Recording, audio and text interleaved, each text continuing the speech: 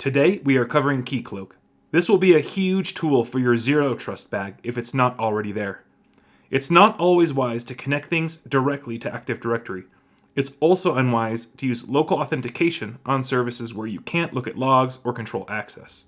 Keycloak does a lot of really cool things, but here I'm showing you how it can help you authenticate within an app that you don't want to directly connect to Active Directory.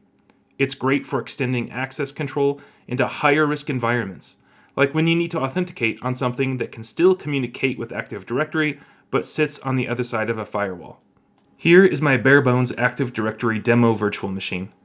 This is simulating a domain controller that you want to keep protected but still need to provide authentication support to an app. Here you can see my test user, Peter Parker.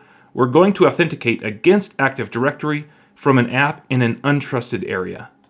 We just finished looking at the Active Directory box. Let's go look at the Keycloak box. For this demo, I created a new realm, a client for the Nginx app, and I configured my LDAP connection under User Federation. Here, I configured a typical connection URL, bind settings, and LDAP searching. And finally, let's go take a look at that Keycloak box with an Nginx app on board. Here, I have a super basic Nginx config that points at that Keycloak install. Don't forget to open your app port, configure SE Linux, and start your app. In my case, Nginx. Now, I just have an HTML page here, but for you, it could be a container, a web app, or Python that you've written, but likely something extended to users or to the public.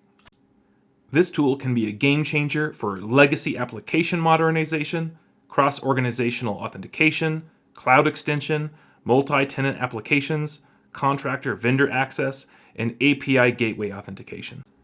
Now, I'm trying to offer up some code or scripting with every demo now, but I struggled to find something helpful here. So I'm sharing my mistakes in hopes of saving you some of the same embarrassment and heartache. Keycloak is picky with TLS certs, and it won't connect to every tool that you want it to. Do your homework before selecting it for a solution. Use reverse proxy and a DMZ when able. Segment users, apps, and domains when it gets wild. Don't put everyone in the same bucket. And finally, mind your session timeout settings. This can bite you quickly depending on how you're using the service. Check in again in a few weeks for a walkthrough configuring MFA login authentication on Linux. Something becoming much more important for those of us with local authenticated boxes and a CMMC boundary.